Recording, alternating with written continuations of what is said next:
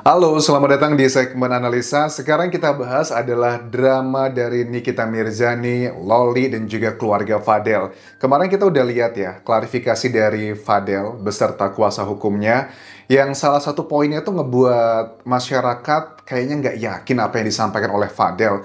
Fadel itu kan pernah ya mengatakan bahwa apa yang katanya saya sama Loli itu nggak pernah putus, kalian itu kena prank biar kita lebih privasi lagi karena saya adalah content creator, kalian nggak bisa mengalahkan saya. Itu kan ada kebohongan intinya gitu dengan statement dia di podcast-podcast sebelumnya gitu.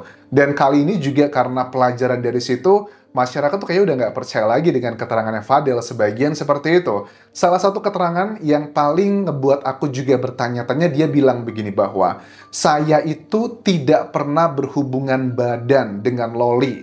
Saya tidak pernah menghamili dia, apalagi menghilangkan bayi yang ada dalam perutnya Loli. Itu dugaannya ke arah sana. Apakah kalian percaya? Dengan foto-foto yang dibilang oleh Nikita Mirzani, katanya dia punya foto bagian yang sangat sensitif A, B, C, dan D. Kemudian dengan ada banyaknya dugaan chattingan-chattingan yang dalam tanda kutip menggoda atau nakal lah dengan perempuan-perempuan lain kecuali Loli. Bahkan juga terkait dengan isu pada saat video sebelumnya kita bahas, pada saat Fadel itu sedang merekam dan video call dengan Loli, ada pop-up dari salah satu WhatsApp yang itu merupakan sayangku dua, yang itu ada kata-katanya juga yang cukup unik, walaupun Fadel sudah memberikan klarifikasi bahwa di WhatsApp dia sayang kedua itu adalah Loli, tapi wartawan tanya, kalau memang itu dari Loli, kenapa kok bukannya kamu lagi video call sama Loli, kok tiba-tiba itu juga ada muncul WhatsApp dari Loli, kok bisa juga disorakin lah sama wartawan. Memang terlalu banyak kejanggalan yang tidak sesuai dengan logika berpikir gitu. Sebelum kita bahas lebih detail, ini ada rekaman pada saat Nikita Mirzani dan juga Fadel, juga sama kakaknya Nikita Mirzani, itu ngomong secara langsung. Dan omongannya kelihatan banget Fadel kayak nggak ada takut-takutnya, Nikita Mirzani pun juga sama. Ini dia teman-teman. Iya, halo. Oke. Kenapa gembel? Kenapa gembel? Ayo, Mana Loli katanya? Udah on the way ke Polres gembel. Ya, Oke. tunggu di situ gembel ya. Jangan nggak dateng bel. Oke gembel, see you. Siap ya. Jangan di Polres ya. Harus di Polres dong. Kita buktiin. Oh ya, sip.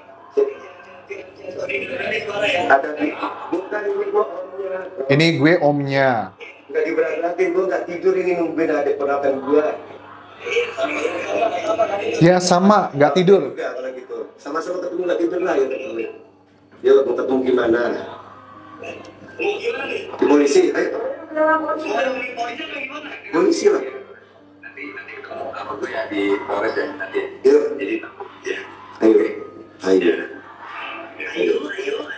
Ayo. Ayo katanya. Jangan kenapa dulu bel, gembel.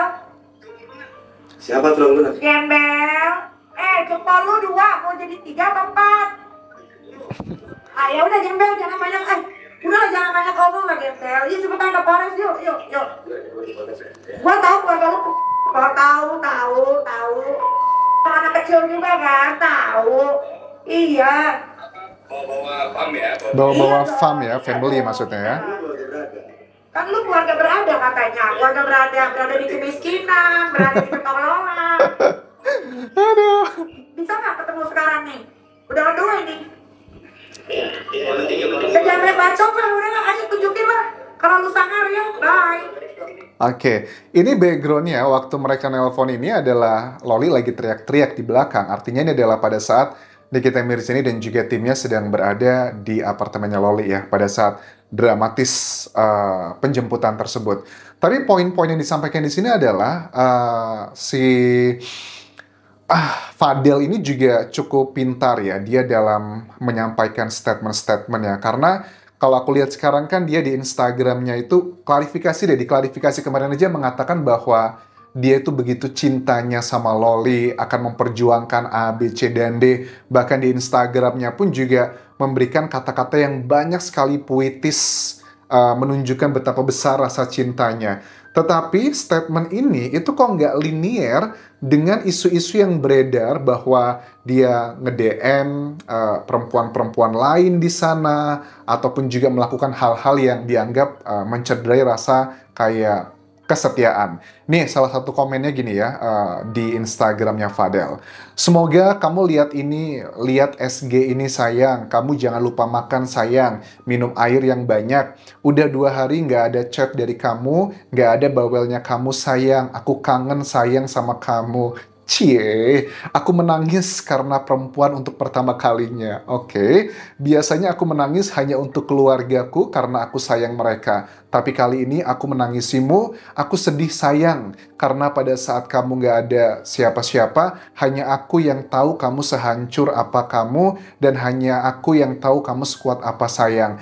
Aku khawatir dan sangat gelisah, tidak ada dirimu sayang. Aku gak bisa menahan ibumu untuk membawamu kemarin, aku hanya pacar, aku hanya menyadari posisi itu, dan ibumu tidak menyukaiku saat ini. Tapi jujur, aku secinta itu sayang sama kamu setelah aku melihat masalah-masalah yang menimpa kita. Aku menyadari bahwa aku harus selalu di sampingmu dan menjagamu selamanya.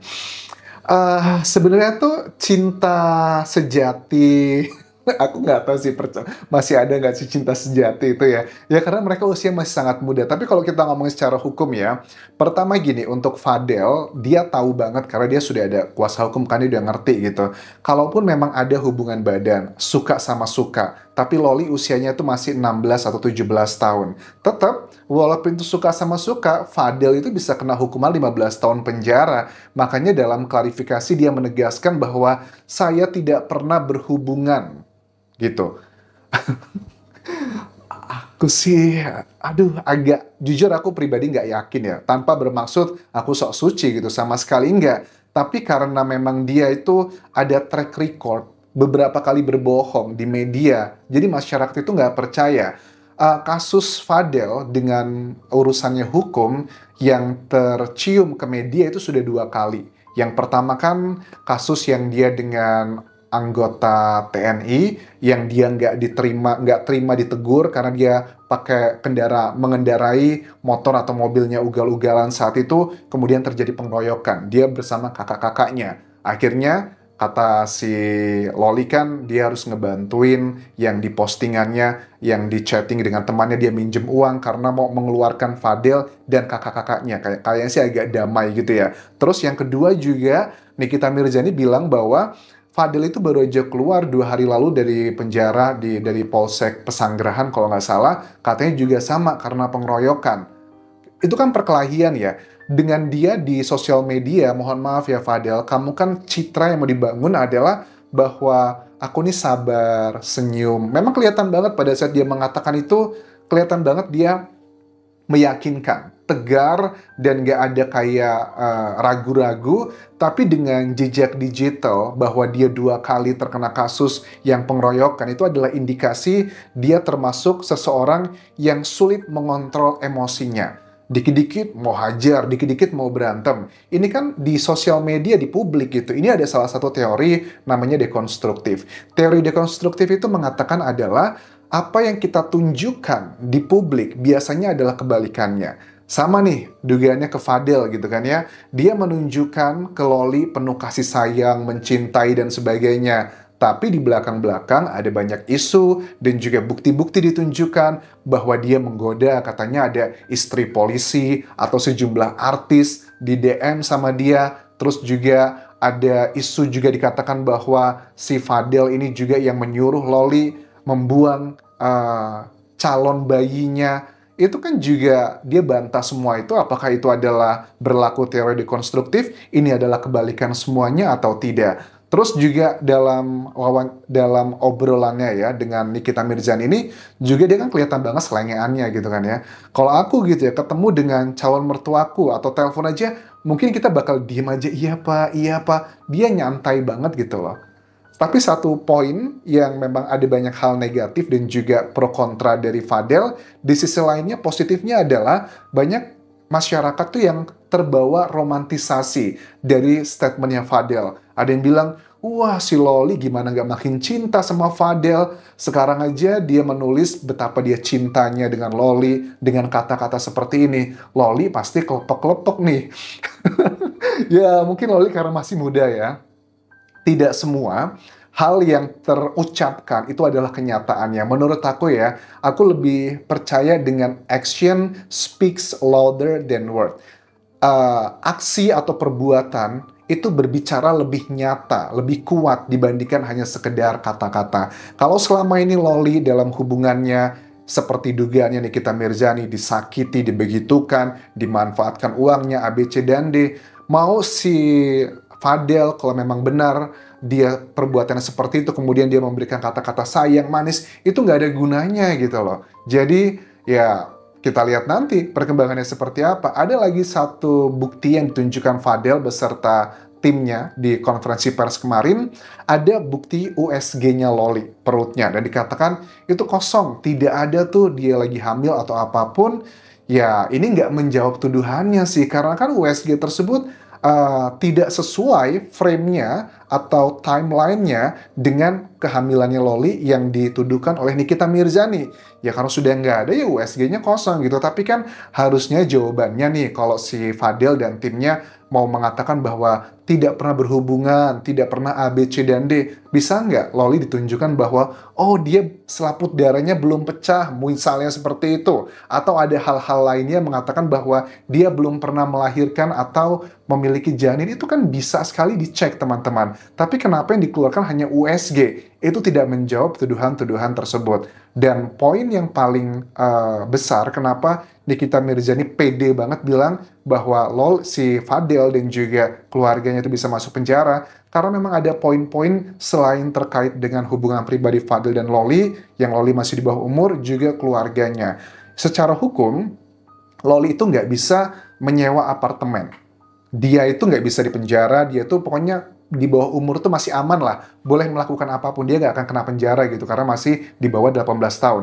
Siapa yang menyewakan apartemen buat Loli? Itu akan menjadi poin yang akan masuk dikembang-kembangkan dari timnya Nikita Mirzani. Tuh kan yang nyewa apartemen kan bukan Loli nih, tapi atas nama keluarganya Fadel, artinya kamu bersekongkol nih. Itu juga poin yang bisa dimasuki, walaupun itu adalah keinginannya Loli, tapi tetap karena dia di bawah umur, tetap yang kena adalah orang dewasanya. So, Nikita Mirzani tahu banget celah-celahnya bagaimana memanfaatkan potensi hukuman untuk keluarga Fadel dan juga Fadel.